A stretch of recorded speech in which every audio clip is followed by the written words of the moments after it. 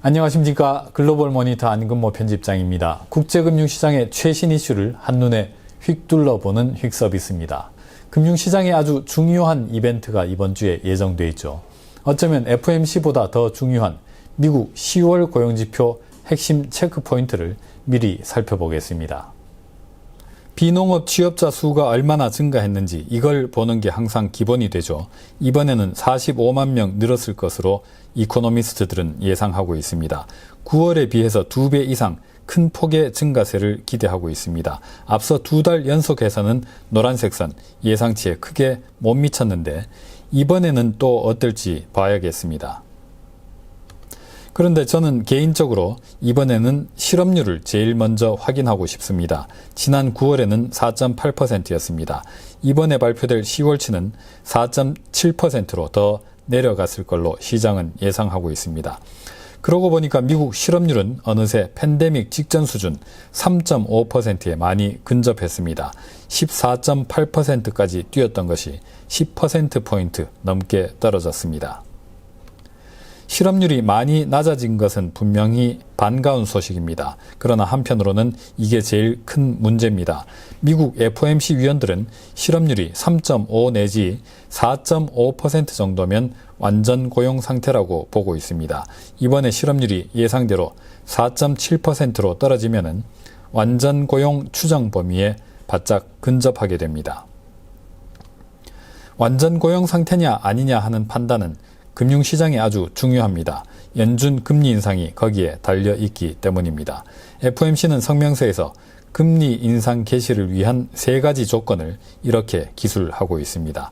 노동시장 환경이 완전 고용에 부합하는 수준에 도달하고 인플레이션이 2%로 상승하고 인플레이션이 그 2%를 한동안 온건하게 넘어설 궤도에 올라서야 한다. 그런데 2번과 3번 인플레이션에 관한 조건은 이미 차고도 넘치는 상황이죠. 이제 완전 고용 조건만 충족하면은 금리를 인상하게 되는 겁니다. 그래도 어쨌든 완전 고용을 달성했으면 됐네 싶을 수도 있겠습니다. 그런데 미국 경제, 미국인의 관점에서 보자면은 아쉬움이 굉장히 큰 사안입니다. 이 그래프는 최근 10년 동안 미국 비농업 취업자 수를 보여줍니다. 아직 팬데믹 이전의 추세선은 물론이고 팬데믹 직전의 레벨조차 회복하지 못했습니다. 작년 2월 수준을 되찾으려면 취업자 수가 497만 명 더 증가해야 합니다. 추세선까지는 거의 1000만 명이 모자랍니다. 그럼에도 불구하고 실업률은 대폭 떨어지고 거의 완전 고용 상태라고 하고 금리를 올릴 때가 됐다고 하는 이유가 있습니다.